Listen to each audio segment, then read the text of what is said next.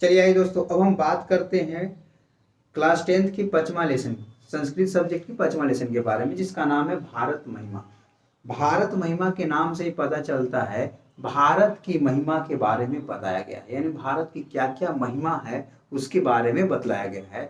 अब आइए इसको कहानी वाइज हम करने की कोशिश करते हैं। चलिए, बोलते हैं कि हमारा देश कौन सा देश है, तो भारत देश है। हमारा देश कौन सा है, तो भारत है, जिसकी महिमा सभी देशों में गाई जाती है। यानी भारत देश की डंका सभी देशों में पीटी जाती है कि भारत बता रहा है, यानी भारत देश की महिमा सभी सभी जगह यानी सभी देशों में गाई जाती है।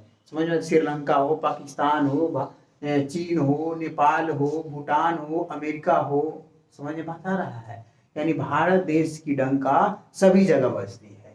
बोलता है भारत महिमा पाठ का जो प्रथम पद है, भारत महिमा पाठ का प्रथम पद विष्णु पुराण से तथा द्वितीय पद यानी दूसरा पद भागवत पुराण से लिया गया है। बोलता है भारत महिमा का प्रथम पद विष्णु पुराण से तथा द्वितीय पद भागवत पुराण से लिया गया है। बोलता है देवतागण गीत को गाते हैं, गीत को गाते हुए कहते हैं कि भारत की महिमा शोभनीय है। भारत की महिमा क्या है, शोभनीय है।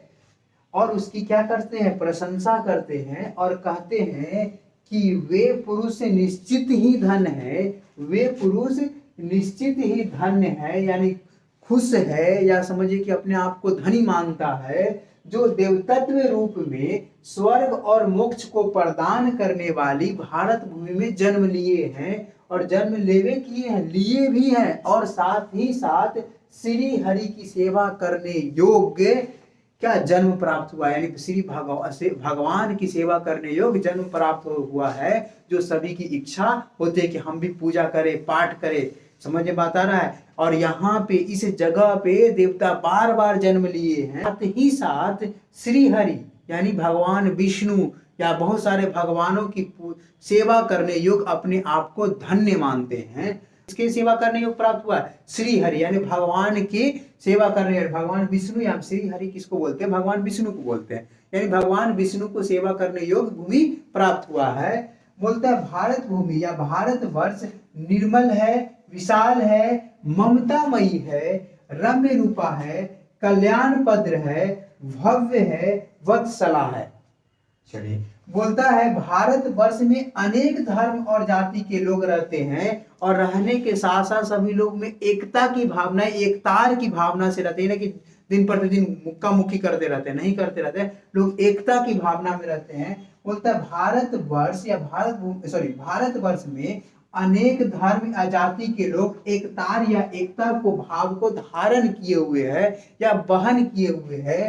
बोलता है जो भारत वर्ष है वो सागरों से, पर्वतों से, झरनों से तथा नदियों के द्वारा सेवित है। क्वेश्चन पूछा गया है कि जो भारत वर्ष किससे शोभित है, ऑप्शन में रहेगा सागरों से, पर्वतों से, झरनों से, नदियों से, इनमें से सभी। तो आपका आंसर किसको होना चाहिए, इनमें से सभी। बोलता है भारत भूमि अत्यंत शोभनीय है, जो भारत की भूमि बहुत ज्यादा शोभनीय है और संसार का गौरव कौन है, भारत भूमि है, यानी भारत वर्ष या भारत भूमि अत्यंत शोभनीय है और संसार का क्या है, गौरव है, जो हम सबों के द्वारा सदैव पूजनीय, यानी हम सब हर समय भारत वर्ष को पूजते रहते हैं। जैसे सरस्वती पूजा दुर्गा पूजा होता है, उसमें क्या जी, भारत माता की मूर्ति को बैठाते हैं, फिर उसके बाद 15 अगस्त मनाते हैं, 26 जनवरी मनाते हैं, उस समय भारत की महिमा को या भारत माता को पूजते हैं कि नहीं किया, हम लोग भारत देश में जन्म लिए हैं।